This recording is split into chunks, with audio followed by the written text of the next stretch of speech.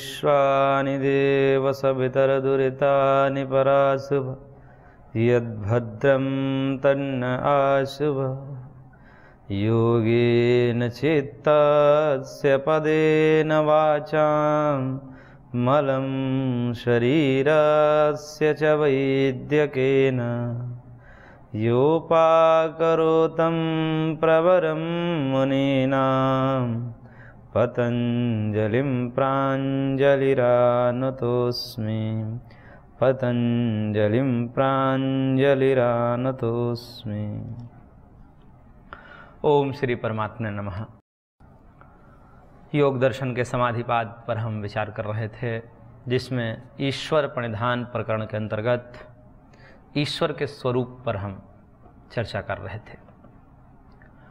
महर्षि ने ईश्वर के स्वरूप के विषय में कहा, सूत्र संख्या 24 में, क्लेश कर्म विपाक आशय ही अपरामृष्ट पुरुष विशेष ईश्वर, कि वह ईश्वर क्लेश से, कर्म से, विपाक से और उनके आशय से, अविद्या आदि पंच क्लेश, पुण्य पाप रूपी कर्म और सुख दुख रूपी उसके विपाक और राग द्वेष रूपी उसके संस्कार वासना, इन चारों से जो सदा सर्वदा छूटा हुआ है, न कभी इसके संपर्क में था, न है, न होगा, इस प्रकार का एक चैतन्य विशिष्ट जो है पुरुष है, उसे ईश्वर कहते हैं।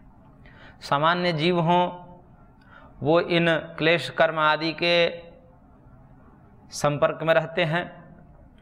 मुक्त आत्मा हैं, वो पूर्व में थे इनके संपर्क में।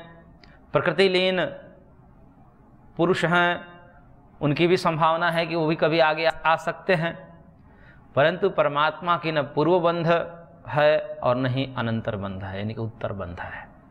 न पूर्व में भगवान कभी बंधन में थे, इन क्लेश आदि के चपेट में थे, और न कभी आगे होंगे। इस प्रकार से उन्हें विशेष पुरुष कहा महर्षि ने। सामान्य पुरुष नहीं है, तो पुरुष ही, क्योंकि चैतन्य है, विभु है, व्यापक है, परंतु जीवों से विशिष्ट होने के कारण यहाँ पर विशेष पुरुष कहा, पुरुष विशेष ईश्वर। इसलिए ईश्वर का वर्णन इस सूत्र में हमने विस्तार से किया था। अब उसी को आगे बढ़ाते हुए महर्षि कह रहे हैं कि और ईश्वर के क्या लक्षण हैं, तो उसके विषय में सूत्र संख्या 25 में कह रहे हैं, तत्र निरतिशयम सर्वज्ञ बीजम। वह ईश्वर कैसे हैं, तो कहते हैं कि जिनमें सर्वज्ञता का बीज है, सर्वज्ञता का बीज, उसकी निरतिशयता जो है वह ईश्वर है। अब ये सर्वज्ञता का बीज क्या है, इसको समझना पड़ेगा। इसके लिए भाष्यकार ने लिखा है सर्वज्ञ बीज क्या है। उन्होंने कहा कि यद अतीत अनागत प्रत्युत्पन्न प्रत्येक समुच्चय अतीन्द्रिय ग्रहणम अल्पम बहु इति सर्वज्ञ बीजम। इस सर्वज्ञ बीज की परिभाषा दी कि जो अतीत, अनागत और वर्तमान, इन तीनों के ज्ञान एक साथ हो अथवा क्रम से हो। प्रत्येक का मतलब प्रत्येक क्रम से हो ज्ञान, नहीं किसी वस्तु का वर्तमान जान रहा हो, भूत जान रहा हो या भविष्य जान रहा हो, तो क्रम से जाने, एक एक करके जाने, प्रत्येक को अलग अलग रूप से जाने, अथवा तीनों को एक साथ जान ले। यानी किसी वस्तु के भूत, वर्तमान, भविष्य तीनों का ज्ञान एक साथ भी हो जाता है योगियों को। तो इस प्रकार के जो वर्तमान, भूत और भविष्य के ज्ञान है, या प्रत्येक का अलग अलग हो या साथ साथ हो, किसी में अल्प होता है, किसी में बहु होता है। यानी कि योगी के दृष्टि से विचार करें तो योगी की अवस्था के भेद से, क्योंकि वितर्कानुगत अवस्था वाला है, विचारानुगत वाला है, आनंदानुगत वाला है या अस्मितानुगत वाला है, किस प्रकार का योगी है, उस योगी की स्थिति के आधार पर निर्भर करता है कि वो अल्प जान सकता है या बहुत जान सकता है। जितने जितने स्तर अधिक रहेगी उन योगियों की, वो अधिक जान सकता है, भूत, वर्तमान, भविष्य अधिक जान सकता है। लेकिन योगी हैं तो कोई अल्प जानता है, कोई बहुत जानता है।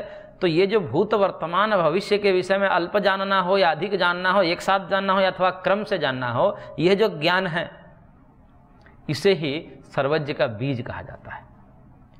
क्योंकि यहाँ पर बीज इसलिए कहा जाता है कि अभी सर्वज्ञ का तात्पर्य है कि तीनों कालों की बात जान रहा है। किसी वस्तु, किसी पदार्थ को उनको ज्ञान करना हो योगी को, तो योगी उसके ज्ञान कर लेते हैं। भूत भी बता देंगे, वर्तमान में भी जो वस्तु छिपी हुई है, व्यवहित हैं, दूर हैं, उनको भी बता देंगे, और उसके भविष्य के बारे में बता देंगे।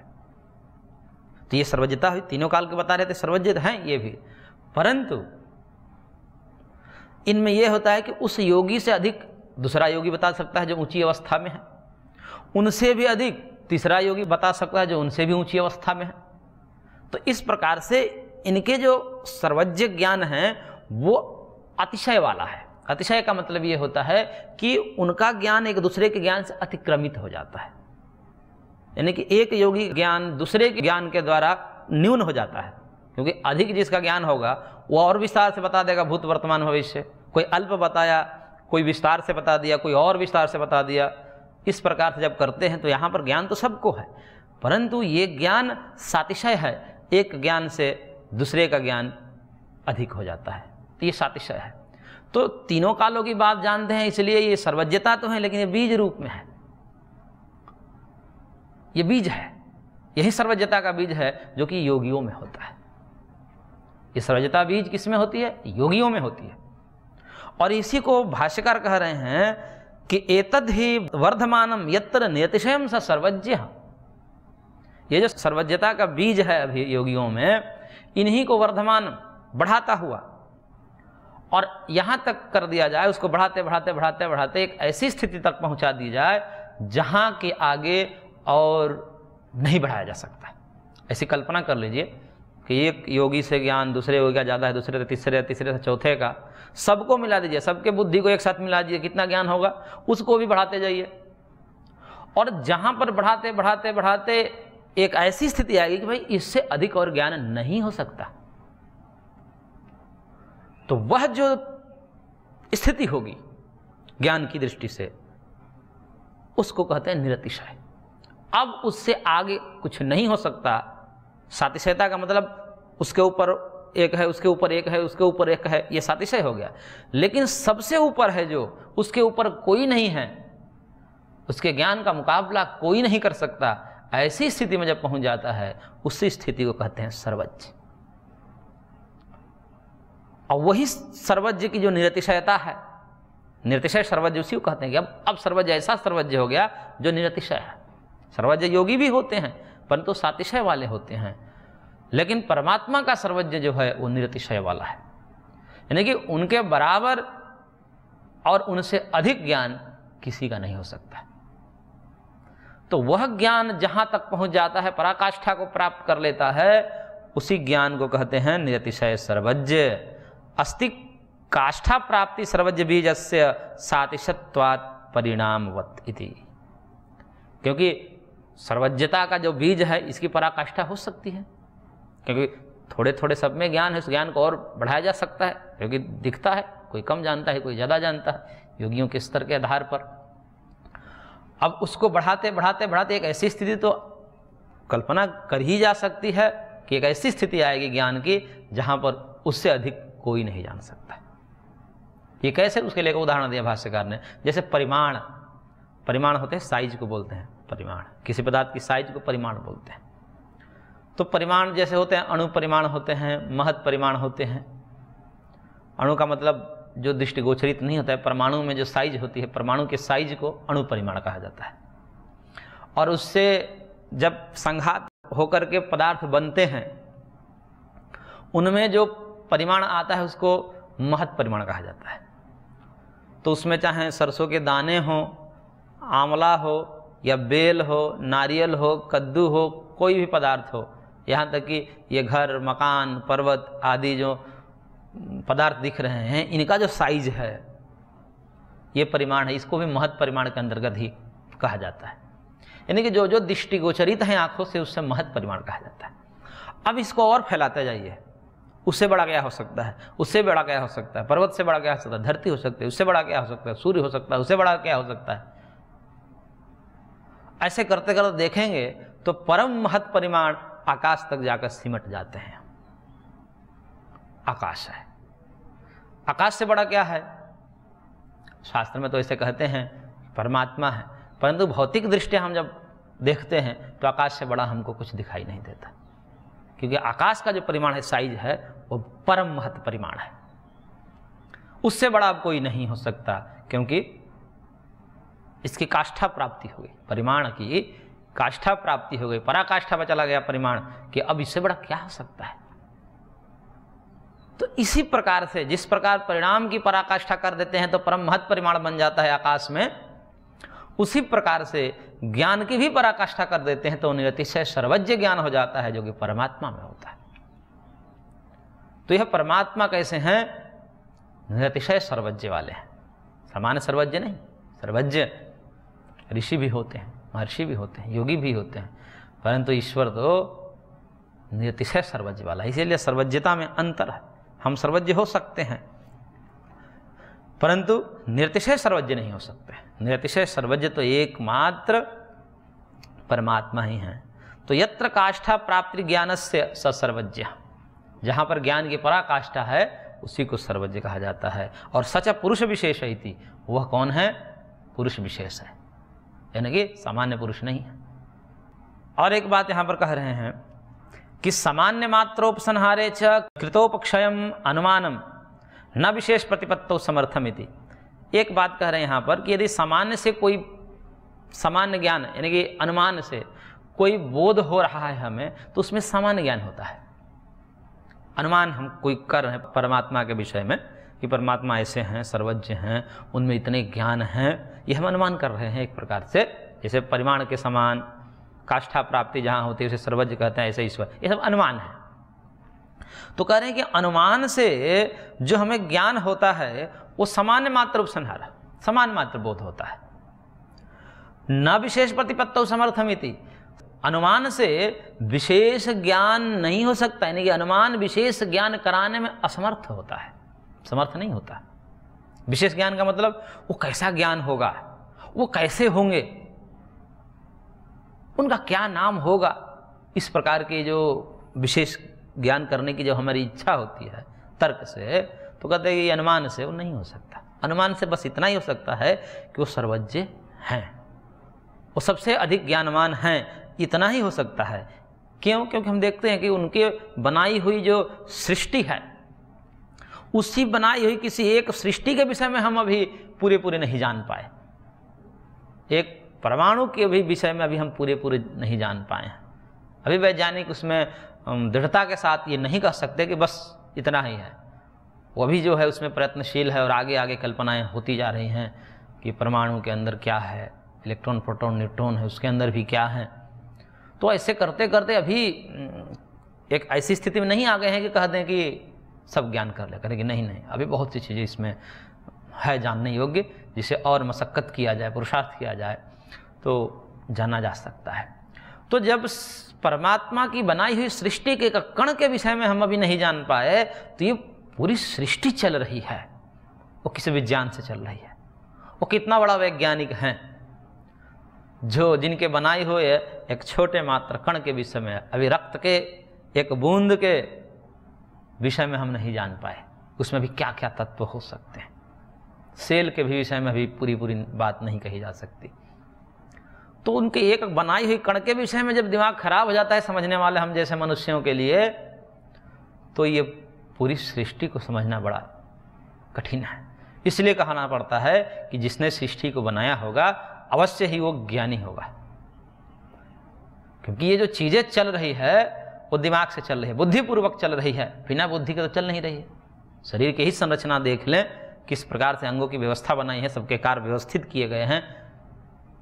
और एक मशीन की तरह, जैसे हम कोई मशीन बनाता है व्यक्ति, तो मशीन में कि यहाँ पर भोजन डालेंगे, फिर यहाँ पर जो है अग्नि उसको जलाएगी, फिर वहाँ से ऊर्जा जाएगी, फिर पिस्टन को घुमाएगी, फिर जो है वो सब यांत्रिक ऊर्जा से घूर्णन गति करेगी, फिर ऐसा करके वहाँ से फिर कार्य होगा। ये सब बुद्धिपूर्वक की जाती है।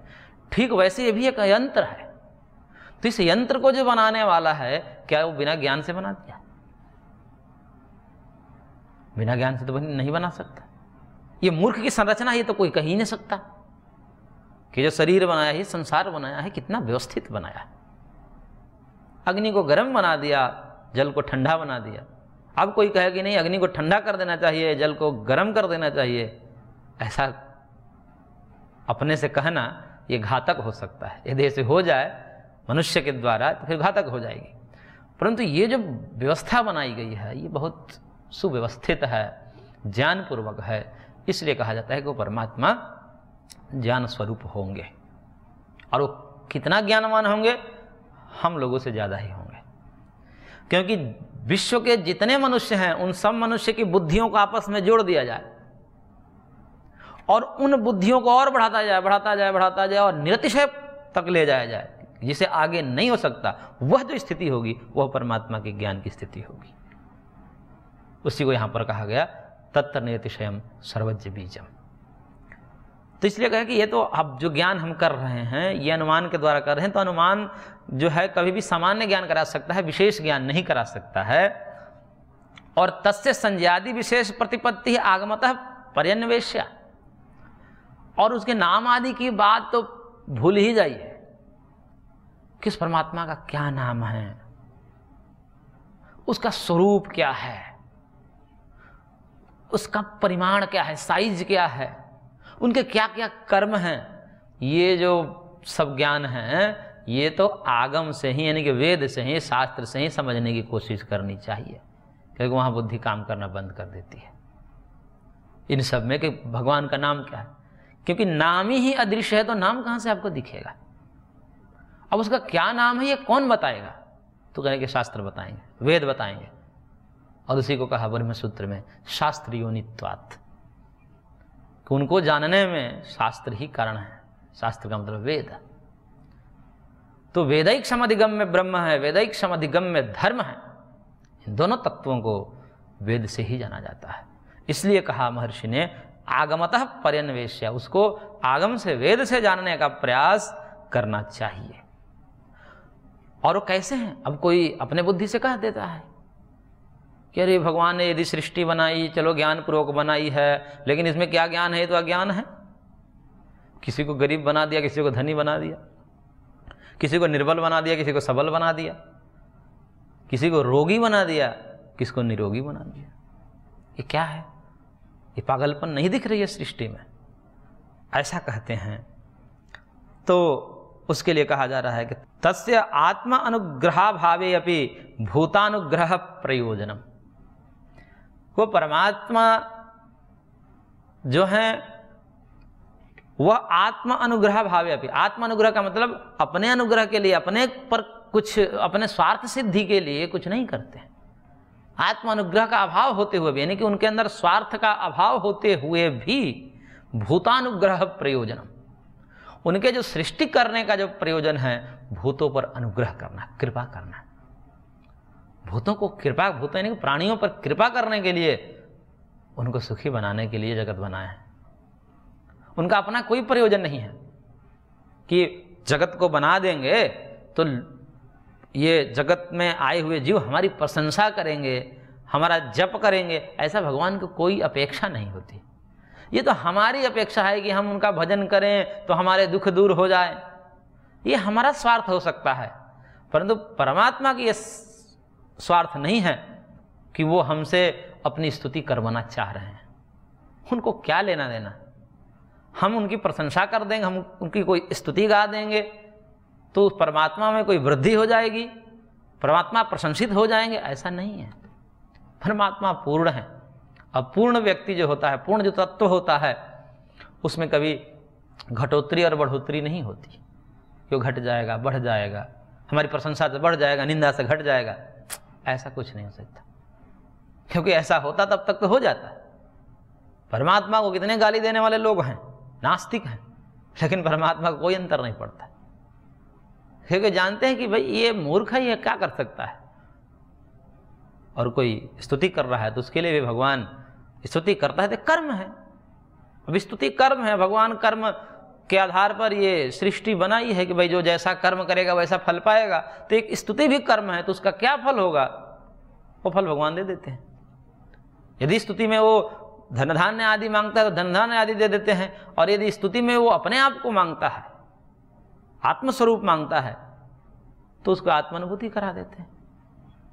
तो ये तो उसके कर्म के आधार पर क्या? इसका यह तात्पर्य नहीं है कि भगवान वेदों में अपनी ही महिमा गाए हैं। कई लोग के ये भी समस्याएं हैं कि ये जो ईश्वर स्तुति प्रार्थना उपासना आप लोग गाते हैं और कहते हैं कि ये तो वेद के मंत्र हैं, वेद के मंत्र है। विश्वानि देव सवितर दुरितानि परासुव यद भद्रम तन्न आसुव, इसमें तो प्रार्थना कही गई है।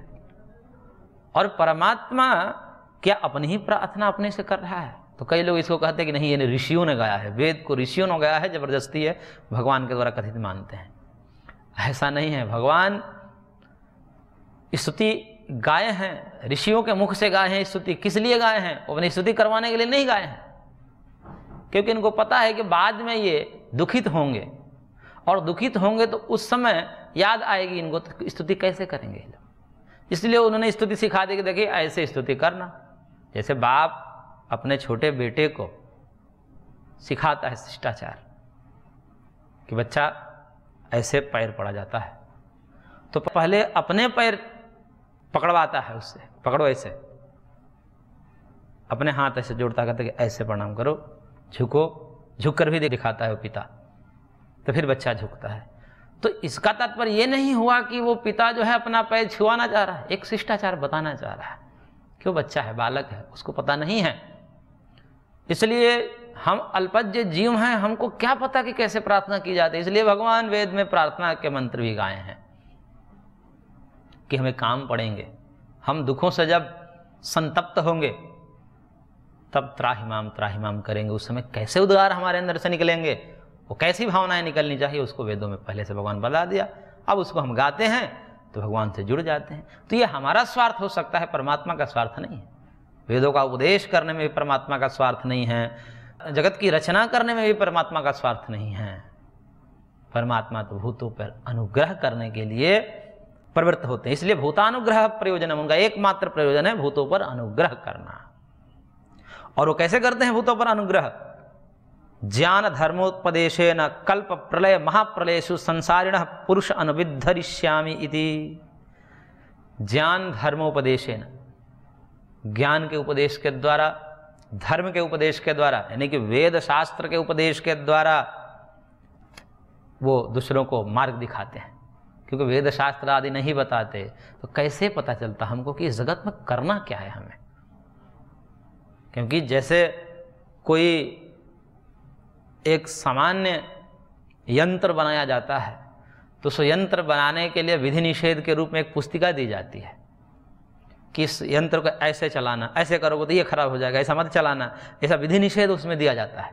प्रत्येक यंत्र, कोई भी चाहे मोबाइल हो या कोई बड़ा यंत्र हो, उसके साथ एक पुस्तिका दी जाती है कि भाई ये जो ले जाने वाला है ये तो अनभिज्ञ है, इसको पता नहीं है कि कैसे चलते हैं, और ऐसे करने से, उल्टा पुल्टा करने से कुछ खराबी हो जाएगी, इसको भी पता नहीं है, उससे अनुभूत नहीं है। लेकिन जिसने बनाया है सब अनुभव करके बनाया है, इसलिए उसको पता होता है, इसलिए वो पहले ही लिख करके दे देता है कि आगे से ये गलती नहीं करेगा। ऐसे ही जब जगत इतना बड़ा तंत्र खड़ा किया भगवान ने, तो उसके लिए एक पुस्तक नहीं बनाएगा कि भाई इस जगत में आए हो तो ऐसे ऐसे आचरण करना, अन्यथा तुम दुखित होवोगे, इस तंत्र खराब हो जाएगा। तंत्र खराब हो जाएगा तो अंततः तुम ही को भोगना पड़ेगा दुख के रूप में। इसलिए वो पुस्तिका के रूप में देते हैं। तो उसमें जो भी कहा गया है वो भगवान अपना स्तुति करवाना नहीं चाह रहे हैं, अभी तो जीवों के उद्धार के लिए, क्योंकि भगवान का स्वरूप ही ऐसा है। जैसे जो शीत से संतप्त होगा वो अग्नि के पास जाएगा, और अग्नि के पास जाएगा तो अग्नि उसे शीत से दूर कर देगी, ठंड से दूर कर देगी। तो अब अग्नि का यहाँ पर कोई प्रयोजन नहीं है लोग हमारे पास आए इसलिए अग्नि जल रही है, ऐसा नहीं है। वो तो उसके लिए आई है कि कभी शीत से संतप्त होगा, तब ऐसी व्यवस्था उसको करने के लिए पहले से भगवान ने बना रखे हैं। तो इसी प्रकार से भगवान जो भी करते हैं वह भूतों के अनुग्रह के लिए करते हैं। ज्ञान और धर्म के उपदेश के द्वारा, कल्प प्रलय महाप्रलय के द्वारा संसार के जो जीव हैं वो अनुविद्ध हैं, उससे जुड़े हुए हैं। कभी कल्प प्रलय होता है, कभी महाप्रलय होता है, उसमें सबकी मृत्यु हो जाती है, एक साथ प्रलय हो जाता है।